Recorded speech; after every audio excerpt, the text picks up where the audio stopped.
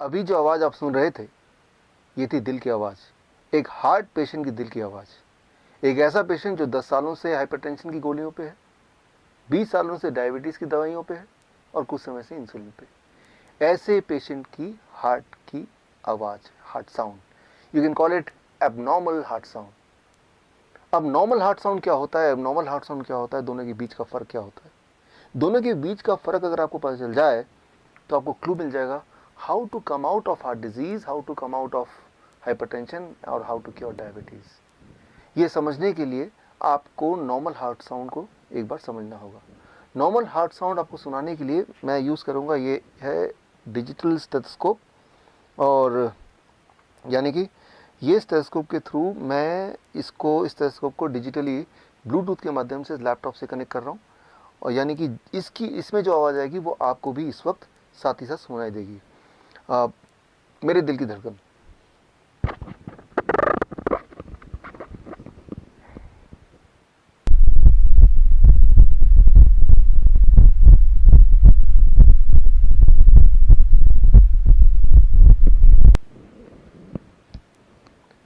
अभी जो आपने आवाज़ सुनी ये है नॉर्मल हार्ट साउंड।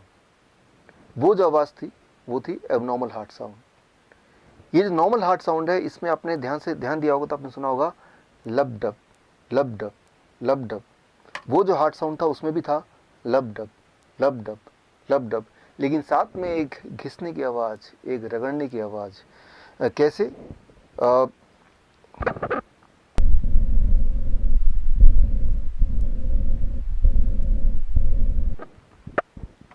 ये जो आपने आवाज़ सुनी रगड़ने की, घिसने की, वो जो आवाज़ है, वो आवाज़ अगर आप एलिमिनेट कर पाएँ, उसको अगर आप एडिट कर पाएँ तो हार्ट डिजीज़ ख़त्म हो सकता है, हाई ब्लड प्रेशर ख़त्म हो सकता है, डायबिटीज़ से छुटकारा पा सकते हैं।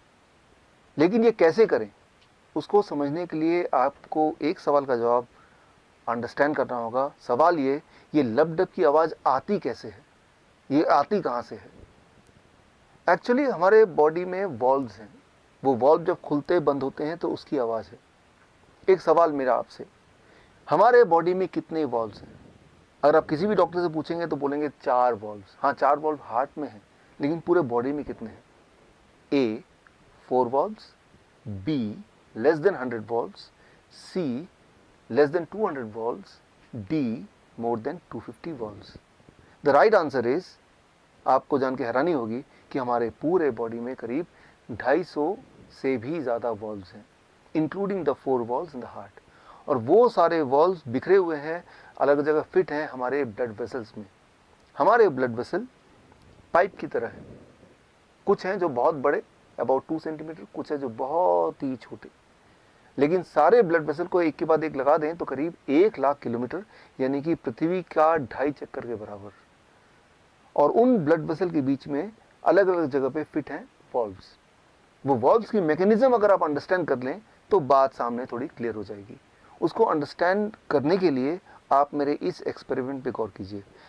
एक छोटा सा एक्सपेरिमेंट मैं आपको करके दिखाता हूँ, so that you understand what is valve and you understand the solution how you can get cured of hypertension, of diabetes, of heart disease within few days.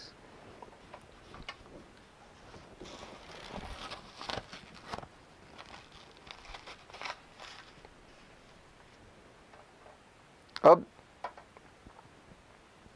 एक छोटा सा एक्सपेरिमेंट आपके सामने to make you understand what are valves and what are their functioning.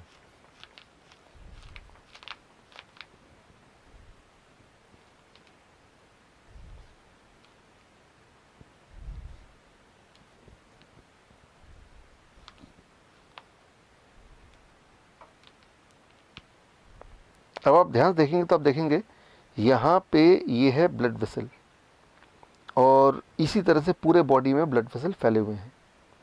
अब मैं अपने एक finger से ब्लड वेसल के यहाँ पे मैं इसको अगर मैं ज़ोर से दबाऊँ तो ये ब्लड वेसल्स के ब्लड के फ्लो को मैं रोक रहा हूँ, और जो ब्लड इसमें भरा हुआ है उसको मैं अपने थंब से पुश कर रहा हूँ। मैंने इसको पुश कर दिया। अब पुश करने के बाद अगर मैं थंब हटा लेता हूँ तो ये ब्लड वापस नहीं आया, ये ब्लड वापस क्यों नहीं आया? क्योंकि यहाँ पे एक वॉल्व है, वो वॉल्व रोक रहा है ब्लड को वापस आने से। इसका मतलब वो वॉल्व अपना काम ठीक से कर रहा है। सो अब मैंने यहाँ से ये हटा दिया, अब धीरे धीरे ब्लड यहाँ से दोबारा, आप देखेंगे दोबारा से ये फ्लो होने लगा। This is called a normal functioning of valve. लेकिन कुछ पेशेंट्स में, कुछ केसेस में वॉल्व अपना काम ठीक से नहीं करती, यानी कि वॉल्व ब्लड को अपोजिट डायरेक्शन में फ्लो करने से रोक नहीं पाती ठीक से, जिसे कहते हैं वॉल्व रीगर्जिटेशन। और ऐसे में आती है सारी परेशानियां। इसको ज़रा समझें। हमारा जो ब्लड वेसल है उसमें ब्लड फ्लो होता है, जिसके माध्यम से ऑक्सीजन फ्लो होता है, जिसमें शुगर फ्लो होता है, कोलेस्ट्रॉल फ्लो होता है, कैल्शियम फ्लो होता है, मिनरल्स एंड विटामिन फ्लो होते हैं, वेस्ट मटेरियल फ्लो होते हैं, इम्यूनिटी फ्लो होती है, पूरे हमारे बॉडी का ट्रांसपोर्टेशन सिस्टम। और कुछ लोगों के केस में उस ट्रांसपोर्टेशन सिस्टम में, यानी कि ब्लड वेसल में कहीं कहीं गड्ढे होने लगते हैं, और जिसकी वजह से शुगर का फ्लो ब्लड में ठीक से नहीं हो पाता, शुगर ब्लड में ही ठहरा रहता है। और तब अगर वो ब्लड आप लेते हैं, ग्लूकोमीटर में डालते हैं, तो हाई ब्लड शुगर दिखाता है। या फिर कुछ केसेस में वो गड्ढों में कोलेस्ट्रॉल जम जाते हैं, कैल्शियम जम जाता है, जो ब्लॉकेज बन जाता है। और ब्लॉकेज बनने से ये जो ब्लड वेसल की जो डायमीटर है वो थोड़ा कम हो जाता है। Less diameter means more pressure, high blood pressure. और आप हाई ब्लड प्रेशर की दवाइयाँ लेते हैं, वो दवाइयाँ इन गड्ढों को ठीक नहीं करता, उन ब्लॉकेज को नहीं छेड़ता। वो दवाइयाँ क्या करती हैं, आपकी हार्ट को कमज़ोर कर देता है ताकि प्रेशर कम हो ब्लड का। यानी कि वो एक प्रॉब्लम और जोड़ देता है। वो ब्लॉकेज को तो ठीक करता ही नहीं है, ऊपर से आपके हार्ट को कमज़ोर कर देता है। सिमिलरली ब्लड शुगर की जो दवाइयाँ आप लेते हैं, वो क्या करता है, शुगर को ब्लड से निकाल के कहीं और छुपा देता है, हार्ट में छुपा देता है, किडनी में डाल देता है, आंखों के पीछे छुपा देता है। और जहाँ भी वो छुपाता है वो वाला ऑर्गन धीरे धीरे सड़ने लगता है। इसीलिए वो पेशेंट जो हाई ब्लड शुगर के पेशेंट है, जो डायबिटीज़ की गोलियाँ कई कई साल तक लेते हैं, वो अंधे हो जाते हैं, उनका हार्ट काम करना बंद कर देता है, उनका किडनी फेल होने लगता है, उनके एम्पुटेशन होना मजबूरी हो जाती है, क्योंकि वो पार्ट सड़ जाता है, सड़ने लगता है। यूँ मानो कि आपका घर है और आप झाड़ू लगा रहे हैं, और जो कचरा है वो डस्टबिन में ना डाल के, उसको बाहर ना फेंक के, आपने उसको बेड के नीचे छुपा दिया, आपने उसको अलमीरा के अंदर छुपा दिया। कुछ समय के लिए वो घर बिल्कुल साफ सुथरा लगेगा, लेकिन उसके बाद बदबू आने लगेगी, सड़न आने लगेगी। आप ऐसे घर में रह नहीं पाएंगे। आपका बॉडी भी एक घर है। ये जो ब्लड वेसल है ये एक ट्रांसपोर्टेशन सिस्टम है, और कुछ लोगों के केस में उस ट्रांसपोर्टेशन सिस्टम के बीच में कई कई जगह पे गड्ढे गड्ढे गड्ढे गड्ढे होने लगते हैं, जैसे हमारे पूरे देश में सड़कों पर गड्ढे हैं। और अगर वो गड्ढों का मेंटेनेंस हो जाए, अगर वो रिपेयर हो पाए, तो आप हार्ट डिजीज से छुटकारा पा सकते हैं, या डायबिटीज़ से छुटकारा पा सकते हैं, हाइपरटेंशन से छुटकारा पा सकते हैं, और वो जो एबनॉर्मल हार्ट साउंड है वो भी फिर गायब हो सकता है। लेकिन उसके लिए क्या करना होगा, गड्ढों को भरने के लिए? अनफॉर्चुनेटली अभी तक ऐसी कोई दवा नहीं आई जो कि उन गड्ढों को भरे। लेकिन हाँ, कुदरत ने आपके बॉडी में एक ऐसी ताकत दी है जिससे आपका बॉडी खुद ही एक तरह का गैस प्रोड्यूस करता है, जिसे आप बोलते हैं नाइट्रिक ऑक्साइड। और वो गैस जब एक लेवल से ज़्यादा प्रोड्यूस होने लगता है, तो वो ब्लड वेसल की मेंटेनेंस करने लगता है। So that is Nobel prize winning science 1998। So वो जो गैस है जिसे कहते हैं नाइट्रिक ऑक्साइड, वो ब्लड वेसल के इनर लाइनिंग, जिसे बोलते हैं एंडोथेलियम लेयर, उसी में प्रोड्यूस होता है, जिससे वो गड्ढे भरने लगते हैं, वो ब्लॉकेज खत्म होने लगते हैं, ब्लड ट्रांसपोर्टेशन सिस्टम स्मूथ होने लगता है, और जिससे आपका ब्लड प्रेशर नॉर्मल रहने लगता है, आपकी ब्लड शुगर नॉर्मल होने लगती है, आपका हार्ट ठीक से काम करता है, और एकदम से आप ठीक हो सकते हैं, ठीक हो जाते हैं, अगर आपका बॉडी नाइट्रिक ऑक्साइड प्रोडक्शन को बढ़ा दे। अब सवाल यह है कि हम क्या करें कि हमारी बॉडी का नाइट्रिक ऑक्साइड प्रोडक्शन बढ़ जाए। उसके लिए I have to refer the China study, the biggest ever study of human nutrition disease. Human nutrition disease के बीच का जो कनेक्शन है, उसका सबसे बड़ा जो स्टडी है, जिसे बोलते हैं चाइना स्टडी, जो 2005 में रिलीज़ हुई थी। उस स्टडी के अनुसार कोई भी इंसान अगर whole plant food in its natural state में अगर खाने लगे, तो कुछ एक दिनों में ये जो लाइफस्टाइल डिजीज़ है उससे वो आज़ादी पा सकता है।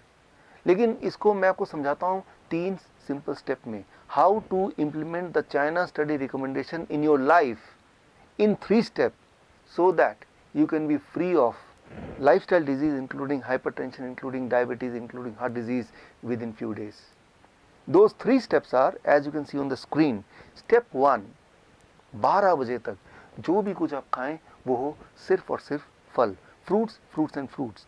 कोई भी 3-4 तरह के फल, वो मीठा हो, खट्टा हो, कैसा भी फल, वो केला हो सकता है, आम हो सकता है, चीकू हो सकता है, अमरूद हो सकता है, जो भी फल आपको पसंद हो, 3 से 4 तरह का फल जो अवेलेबल हो लें और वो एज ए ब्रेकफास्ट खाएं। कितनी quantity? It depends on your body weight. Let's say my body weight is 70 kg into 10, 700 grams or more of 4 kind of fruits, 3 to 4 kinds of fruits of your choice।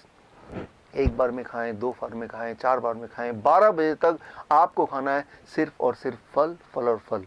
जितना ज़्यादा खाएंगे उतना अच्छा रहेगा, right. No रोटी, no चपाती, no चाय, no bread, no biscuit, सिर्फ और सिर्फ फल, फल और फल, भरपूर खाना है। अब लंच, जब भी आप लंच में बैठें 2 प्लेट लेके बैठें, प्लेट 1 एंड प्लेट 2।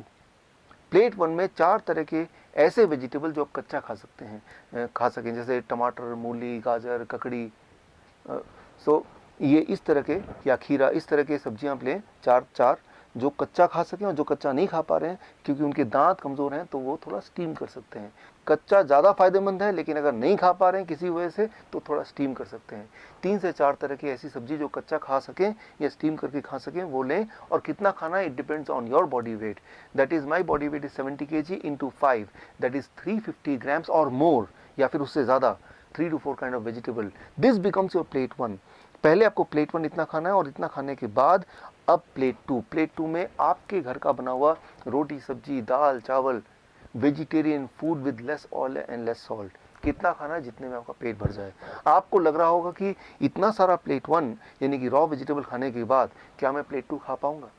पहले 2-3 दिन में शायद नहीं खा पाएंगे, लेकिन उसके बाद आप नोटिस करेंगे कि जितना ज़्यादा प्लेट 1 खाएंगे उतना आपका एपिटाइट बढ़ेगा, उतना आपका हंगर बढ़ेगा, उतना ज़्यादा आप प्लेट 2 भी खा पाएंगे। यानी कि आपकी जो बॉडी की मेटाबॉलिज्म है वो रेट बढ़ जाएगी, आपके जो खाने की कैपेसिटी वो बढ़ जाएगी, और आपका जो एनर्जी लेवल है वो भी बढ़ जाएगा। सो मैं आपको कोई चीज़ मिस नहीं करने बोल रहा हूँ, मैं सिर्फ ये बोल रहा हूँ कि आपके एक्चुअल लंच से पहले प्लेट 1 यानी कि रॉ वेजिटेबल, वो भी एक पर्टिकुलर मात्रा या उससे ज़्यादा, अकॉर्डिंग टू द फॉर्मूला, जैसे मैंने बताया, आपका बॉडी वेट इंटू 5।